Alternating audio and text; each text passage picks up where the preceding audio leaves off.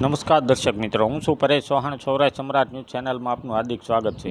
બોટાદ જિલ્લા ભાજપ દ્વારા લોકલ અપનાવો, દેશને આત્મનિર્ભર બનાવો સ્લોગન સાથે યોજી રેલી. બોટાદ રેલવે સ્ટેશનથી હાઈસ્કૂલ, ટાવર રોડ, હવેલી ચોક સહિતના માર્ગો પર યોજી રેલી. મોટી સંખ્યામાં ભાજપના કાર્યકરો બેનરો અને સ્ટીકર સાથે રેલીમાં જોડાયા. જિલ્લા ભાજપ પ્રમુખ, નગરપાલિકા પ્રમુખ સહિત આગેવાનોએ દરેક દુકાનો પર સ્ટીકર લગાવ્યા. વડાપ્રધાન નરેન્દ્ર મોદી દ્વારા નવરાત્રિના પ્રથમ નોરતે જીએસટીમાં ઘટાડો કરી લોકોને ભેટ આપેલ છે, જે અંતર્ગત લોકોમાં જાગૃતિ આવે તેવા હેતુથી રેલી યોજાઈ. Bureau report Rohit R Jatapara, Botad.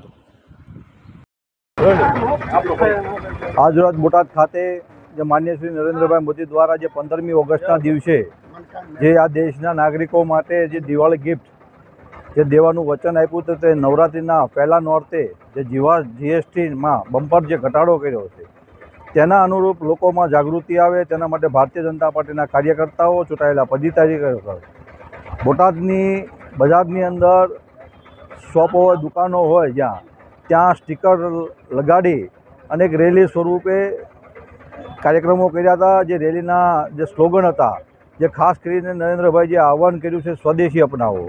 સ્વદેશી જે ભારતની અંદર અને જે ભારતીયના પરસેવા થકી બનતી હોય તેવી વસ્તુનો ઉપયોગ કરવા માટેનું જ્યારે નરેન્દ્રભાઈએ આહ્વાન કર્યું છે, ત્યારે લોકોની અંદર જાગૃતિ આવે એના માટે ભારતીય જનતા પાર્ટીના કાર્યકરો દ્વારા આજે બોટાદના બજારોની અંદર રેલી સ્વરૂપે અને સ્ટીકરો લગાડી અને કાર્યક્રમો કર્યા હતા.